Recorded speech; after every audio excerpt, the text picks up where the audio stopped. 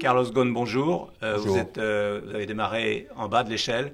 Vous êtes aujourd'hui le patron le plus puissant en France, un des plus puissants du monde. Quelles sont les clés de votre réussite? Oh, beaucoup de travail, un peu de chance, bien sûr, et puis surtout savoir faire un plan, d'un côté, avoir une référence, mais savoir aussi s'en libérer, parce que la vie, c'est ce qui arrive une fois que vous avez planifié pour quelque chose de tout à fait différent. Vous avez une vie de chef d'État. Je crois que le chiffre d'affaires de votre groupe équivaut au PIB de la Hongrie, par exemple. Euh, Est-ce que vous seriez heureux d'être président de la République? Pas du tout. D'abord, j'y pense pas parce que je suis pas du tout fait pour faire de la politique. Et je pense que dans tous les cas, vous pouvez pas vous improviser. Je pense qu'il y a, c'est une voie, c'est un chemin que je respecte d'ailleurs, qui n'est pas le mien. Ce n'est pas du tout quelque chose qui m'attire. Un jeune qui a 16-17 ans, qui a envie d'être vous lui dites quoi?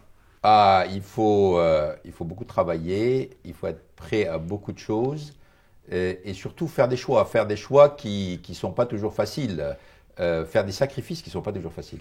Quel est le prix de la réussite, justement? C'est une vie extrêmement organisée, polarisée, organisée, dans lesquelles vous faites des choix. Moi j'ai fait les miens, je me sens à l'aise avec. Mais quand vous voulez vraiment être très bon dans un domaine, ça veut dire qu'il faut vous concentrer sur ce domaine et ça veut dire qu'il y a beaucoup de choses que vous avez envie de faire que vous ne pouvez pas faire.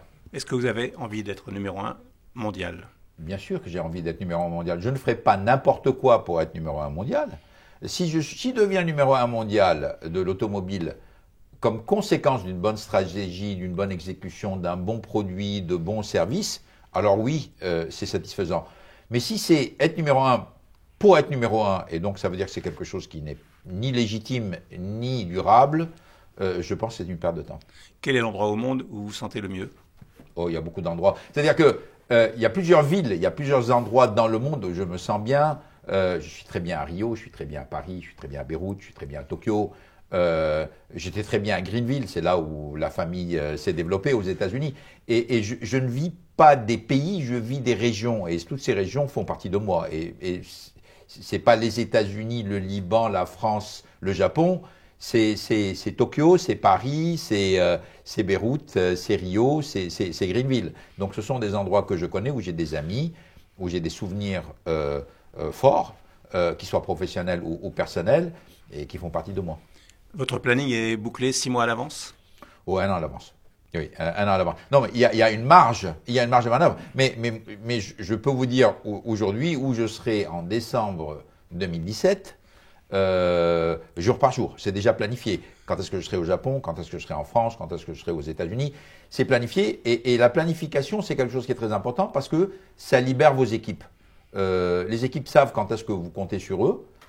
Parce que vous êtes avec eux et quand est-ce qu'ils seront libres de pouvoir se déplacer dans les opérations. Donc c'est une forme de libération et comme les Américains utilisent le terme empowerment de l'ensemble des équipes. La voiture de demain, vous la voyez comment? Électrique, autonome, connectée. Merci.